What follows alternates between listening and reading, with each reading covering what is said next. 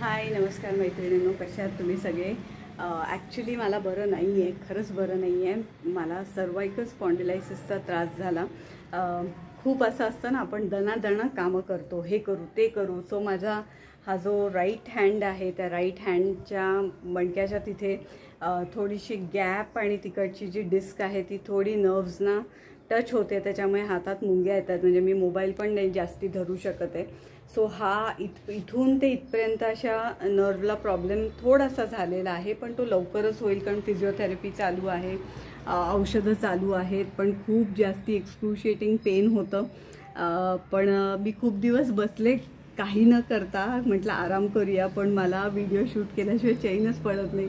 त्यामुळे मी आज 2 video shoot केले जे लवकरच येतील आणि एडिट वगैरे पण होतील. कधीची जेव्हा आपल्याला बरं नसतं आपण म्हणत राहतो आणि जेव्हा असं म्हणत राहतो तेव्हा आपल्याला खरंच बरं वाटतच नाही असं मला वाटतं. So when you dress up, थोडंसं काम केलं तर मला असं वाटतं मी लवकर रिकवर होईल. खूप बसून राहायची सवय नाही आहे, वर्कहॉलिक वृत्तीची आहे मी, त्याच्यामुळे मी आराम तर करते आहे, पण मी काम ते करते जे मला खूप आवडतं. म्हणजे रुचा पण म्हणाली कशाला मम्मा शूट करते, महिनाभर सुट्टी घे. पण म्हटलं नाही, मला बरंच वाटत नाही. जोर मी ते व्हिडिओ करणार नाही तोवर मला बरं वाटणार नाही. सो मी व्हिडिओ करायला सुरुवात केली. एक व्हिडिओ झाला, दुसरा झाला. खूप लेंदी प्रोसेस असते व्हिडिओ काढणं. त्यात 3-4 वेळा लाईट गेले. आत्ता पण लाईट गेलेली आहे. म्हटलं मोबाईलवरनं एक अपडेट देऊया सबस्क्रायबर्सना, आपल्या सगळ्या मैत्रिणींना, की दणदणं कामं करू नका.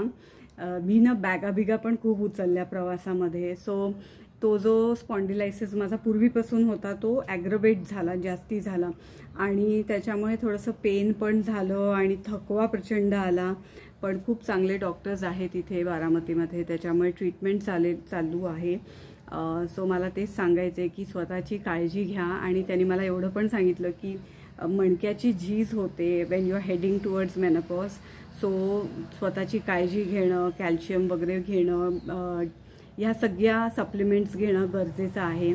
सो 40शी नंतर जर का तुम्ही स्वतः अशा पद्धतीने स्वतःकडे दुर्लक्ष करत असाल, जसं मी केलं थोडंफार, खूप नाही, पण मी खूप अवेअर असते स्वतःच्या तब्येतीबद्दल. पण थोडंसं प्रवासामुळे, नवीन जागा, आम्ही हैदराबादला गेलो, फिरणं, खाणं पिणं आणि प्लस मला ट्रॅव्हलिंगमध्ये पण इथे जोरात हिसका थोडासा बसला होता ब्रेक लागल्यामुळे.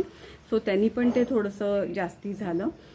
पण ठीक आहे, होऊन जाईल बरं, नॉट अ प्रॉब्लेम. पण आपण जे कामं करत राहतो ना घरामध्ये कंटिन्युअस, त्यांनी आपल्याला शरीरावर ताण येतो. सो प्लीज बी केअरफुल, स्वतःची काळजी घ्या.